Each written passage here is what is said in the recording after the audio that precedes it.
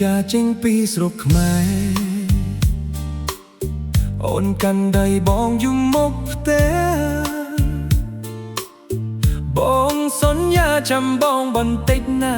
ជប់អានទៅនៅកូរ៉េបងនឹងវិលមកសុំអូនរៀបការបងយកទឹកភ្នែកទៅជាមួយយករូបអូនទុកក្នុងបេះដូងការងារធ្ងន់ប៉ុណ្ណាក៏ស៊ូព្រោះមានអូនជាកម្លាំងចិត្តរាប់ថ្ងៃរាប់ខែរាប់ឆ្នាំបងសន្សំលុយសម្រាប់អនាគតគិតថាថ្ងៃជួបគ្នាវិញនឹងជាថ្ងៃសប្បាយបំផុតតែថ្ងៃមួយបេះដូងបងបែកខ្ទេចឮដំណឹងថាអូនរៀបការចោលសម្លៀកបំពាក់ដែលបងចង់ពាក់ថ្ងៃភ្ជាប់ពានប្រែคล้ายជាសម្លៀកបំពាក់នៃទឹកភ្នែ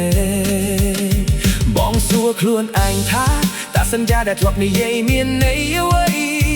បងសួរធ្វើការនៅកូរ៉េរាល់ថ្ងៃតែចុងក្រោយបាត់អូនទៅជារបស់គេ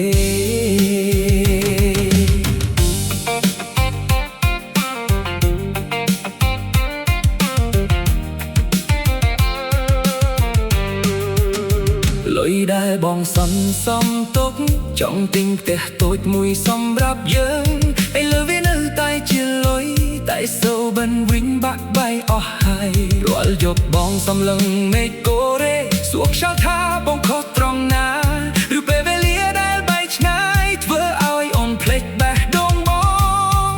ងមិនខឹងអូនទេបើនោះជាជំរឿស្រូរបស់អូនបងគ្រាន់តែសោកស្ដាយដែលសន្យារបស់យើងមិនអាចទៅដល់ថ្ងៃរៀបការថ្ងៃចប់អានតាប់បងបានត្រឡប់មកតែអ្នកដែលបងចង់ជួបគឺជាកូនក្រមុំរបស់គេនៅសល់តែបេះដូងខូចមួយនឹងស្នាមញញឹមដែលលះពីក្រោយទឹកភ្នែកស្នេហ៍ពលក្លរញាក់មិនចាញ់ចម្ងាយទេតែចាញ់ការរំចាំដែលស្មោះ